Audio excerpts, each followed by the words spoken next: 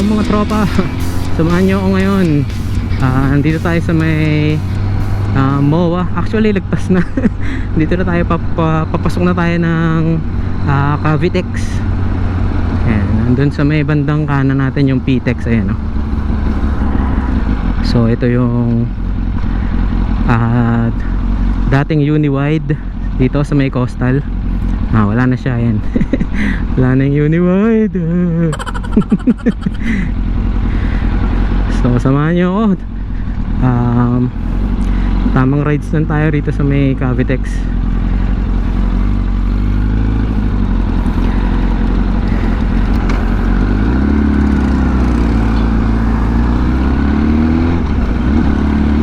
So habang nagra-ride tayo, gawa tayo ng content.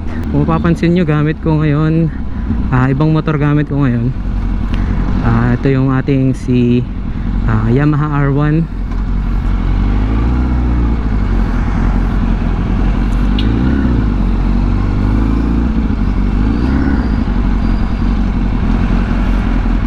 So pahapon na pero mainit pa rin. So liliko tayo rito, papasok ng Cavitex papunta ng Cavite, pauwi ng Tansa.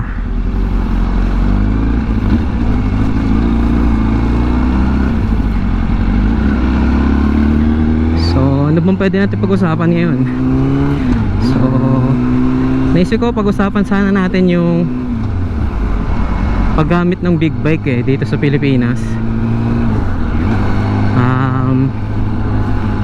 Kung masarap pa rin ba gumamit ng big bike dito sa Pilipinas, gawa ng traffic, mahal ng gas, di ba? May speed limit yung mga expressway. Ayun, yung mga nabanggit kong yun, puro mga cons na yun. Ayan na, may spoiler na. Cons na kagad yung na umpisahan natin. So, ang big bike, kung kukuha ng big bike, syempre gusto mo di ba? Paggala-gala, pasok na expressway. Depende na lang kung malaki bulsa mo, gamitin mo siya papasok ng trabaho. Why not, di ba? Pwede. Bawa to, na taga Cavite ka, papasok ng MOA, o sa MOA ka na trabaho, di mag-Cavitex ka araw-araw, di ba? Ang tanong, okay ba rito sa Cavitex? Minsan traffic din dito minsan ang haba ng pila sa may toll gate. Kahit yung sa RFID mahaba yung pila Well, mabilis naman yung usad, okay naman din. Ako, kahit naka RFID ako, hindi ako sumisingit pumipila lang din ako sa likod, nakakahiya sumingit. So yun, sa mga cons natin, yung traffic dito sa Pinas, hindi sa lahat ng oras nasa expressway ka, di ba? Ito, pagkatapos itong Cavitex, sana tayo? National highway na. Madami na tayong kasabay na madami pa rin mga sasakyan, mga truck. May mga tricycle pa minsan sa gitna ng kalsada. At isa pang cons, yung mahal ng gas. Lintik ang mahal ng gas ngayon.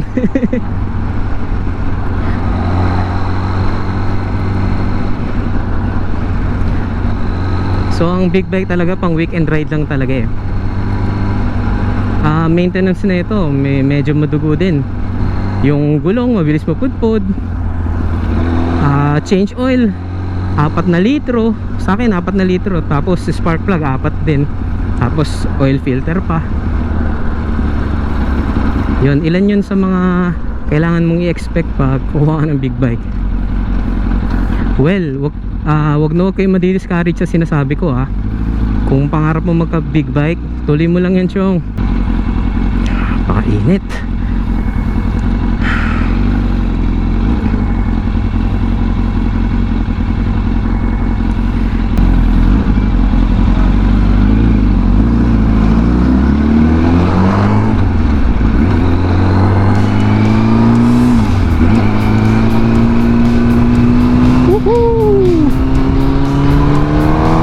Ito ang isang pros.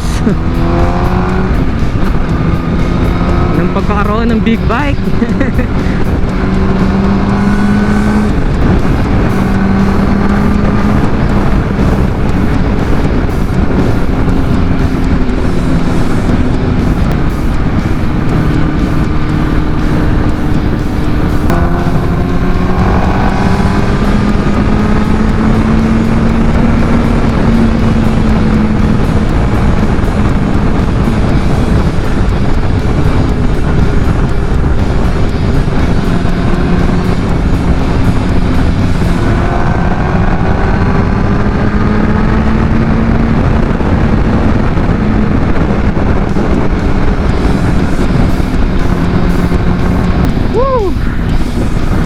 Grabe, di ba?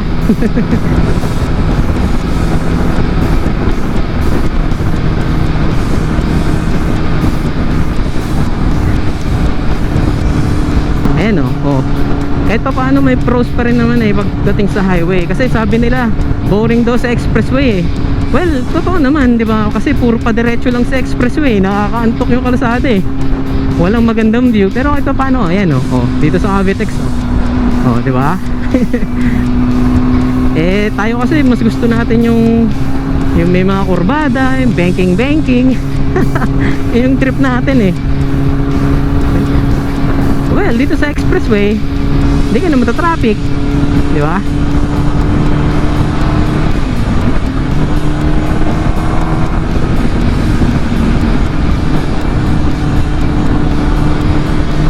So yun, yung mga cons natin kanina, banggitin ko lang ulit. Sa matraffic, sa mahal ng gas, sa maintenance, yung mga yun hindi naman siya masyadong cons diba? Expect mo na yun pag gusto mo ng big bike, expect mo na yun. Ikaw na lang yung kailangan gumawa ng paraan kung paano ka magiging masaya. Ayun, isa yun sa mga kasabihan na natutunan ko na ma-apply mo sa buhay mo. For example, sa trabaho mo, hindi ka na masaya, ikaw lang yung kailangan gumawa ng paraan kung paano mo may enjoy yung trabaho mo. Ganon din sa pagkuha ng big bike. Although matraffic sa Pinas, mahal ang gas, ikaw na rin dumiskarte kung paano. Gawin mong diskarte, huwag mong gamitin yung bike. Hindi, real talk yun. Ako, may big bike ako, pero minsan ko lang ito magamit. Ang palaging ginagamit ko, yung Cruzy ko, yung Caraway ko. Kasi yun, matipid sa gas yun, di ba? Paano kung magtanong kayo kung bakit pa ako bumili ng big bike? Yun yung tinatawag natin na trophy bike. Kaya sinasabi ko sa inyo, Chong, kahit ano pang marinig yung cons or kung kahit ano pang sabihin ng iba, ituloy mo yung pangarap mo kung gusto mo magkaroon ng big bike. Ituring mo yan na trophy bike mo. Ano ba yung trophy bike? Yun yung bike mo na hindi mo naman ginagamit, inaalikabukan lang. Hindi, yung nakita mo yung bike mo na ayan, ito, nabili ko yung pangarap ko, nakuha ko yung gusto ko. Na ito yung pinaghirapan ko, di ba? Di ba ang sarap sa pakiramdam pag may ganon? Sana nagigets nyo yung sinasabi ko.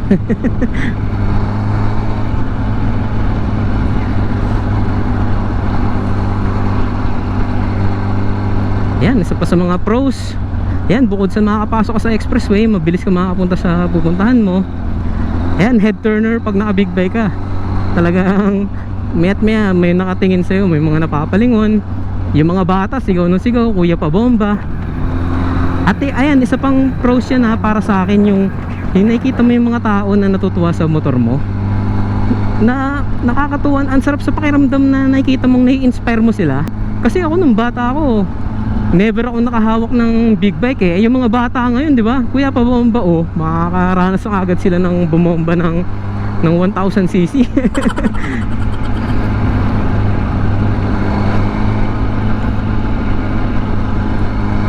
Yan yung mga pros natin, mga tropa. Masaya. Masaya pa rin mag big bike dito sa Pinas. Huwag kayong mag-worry, huwag kayong magpanghihinaan ng loob sa mga cons. Yan, paulit-ulit kung sasabihin sa inyo, ituloy mo lang yung pangarap mo, Chong.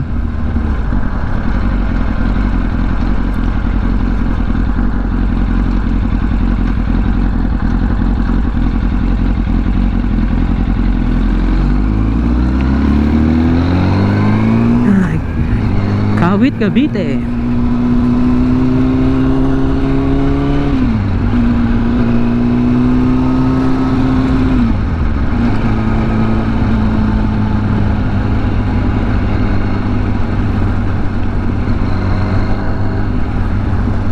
Ayan, paghirapan mo yung pangarap mo, pag-ipunan mo. Tsaka ito mga chong, ano ko lang, banggitin ko lang, mas bilib ako dun sa mga mister, yung may mga asawa na nakabili ng big bike, kaysa dun sa mga binata na nakabili ng big bike, yung mga nag-ipon. Alam nyo kung bakit? Kasi yung mga mister, pag nakabili ng big bike yan, ibig sabihin pinayagan sila ng asawa nila. Pag pinayagan sila ng asawa nila, ibig sabihin good boy sila, di ba? Ibig sabihin pinaghirapan nila yun. So yun, di ba? Bago ka makabili ng big bike, magpapaalam ka muna ng katakot-takot sa asawa mo bago ka payagan yan, di ba? Kaya mas bilib ako. Shout out sa mga mister dyan. Advance Happy Father's Day sa inyo. Kailan ba Father's Day? Malapit na, di ba? June. Happy Father's Day sa atin mga chong. Tagumpay tayo, pinayagan tayo ng misis natin makabili ng big bike.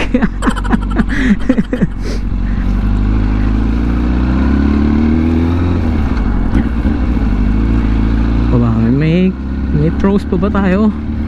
Mukhang nabanggit ko na lahat ng cons eh. Yun lang naman naiisip ko eh. Kung may mga naisip kayo mga chong, dagdag nyo sa baba. Kung kayo, natutuwa pa rin ba kayong mag big bike dito sa Pinas? Yung tipong naka 1000cc ka pero sa expressway 100 km yung 100 lang yung speed limit, tapos dun sa Skyway 360 lang ata o 80, di ba? Tapos netong kamakailan lang nakita ko sa Facebook yung mga ang daming nahuli doon sa may Calax. Sabi nung nag-comment doon, sobrang ganda daw ng kalsada para daw racetrack. Kaya siguro ang daming bumabarurot. Tapos nagulat na lang sila may kumakaway na doon sa dulo. Surprise, motherfather.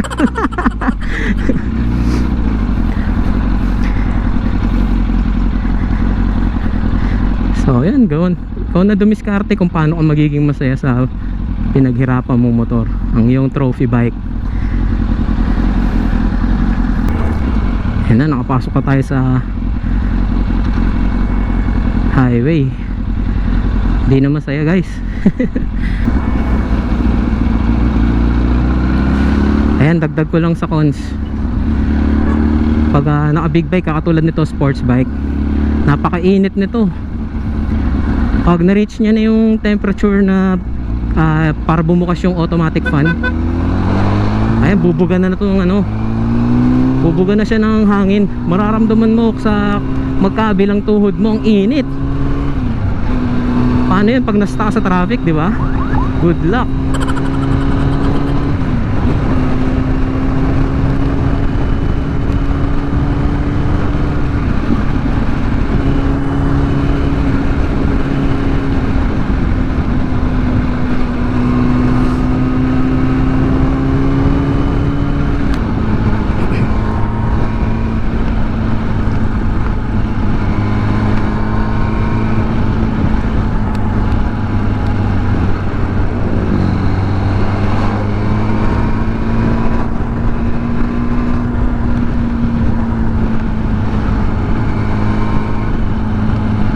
So ayan, ang diskarte mo doon, pang weekend bike lang talaga yung motor mo.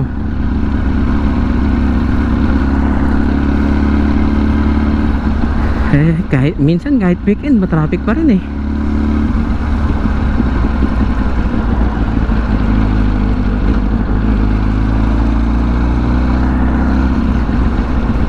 Komportable naman ang mga big bike ngayon, madali, hindi mahirap dalhin. Ito sports bike to, nakadapa ka, pero nadala ko to ng Bicol. Cavite hanggang Bicol na biyahe ko to. So yun, kinaya naman Cavite, tapos Kamsur, tapos nakaakyat to ng Mayon. Check nyo yung video, check nyo yung isang upload ko guys, yung may silent vlog ako na in-upload last year pa yon, no November pa. Nag motor ako gamit tong R1 natin. doon sa may coastal road ng Sangay sa Kamsur papunta ng Mayon. Paakyat ng Mayon Skyline. Check nyo yun guys. Walang ano yun, walang daldalan doon, panay ride lang.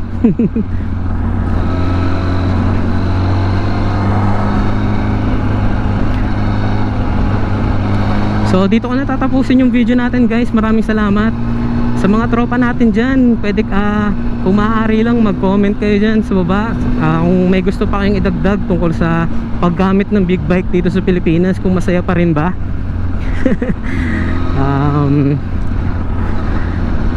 Hindi ko to ginawa tong video na to para tulungan ka mag-decide kung bibili ka ba ng big bike. Ang gusto ko, bumili ka, ituloy mo yung pangarap mo, chong. Huwag ka may kinig sa sinasabi ng iba sa sinasabi ko. Maraming salamat, ride safe sa inyo mga tropa. Hanggang sa muli.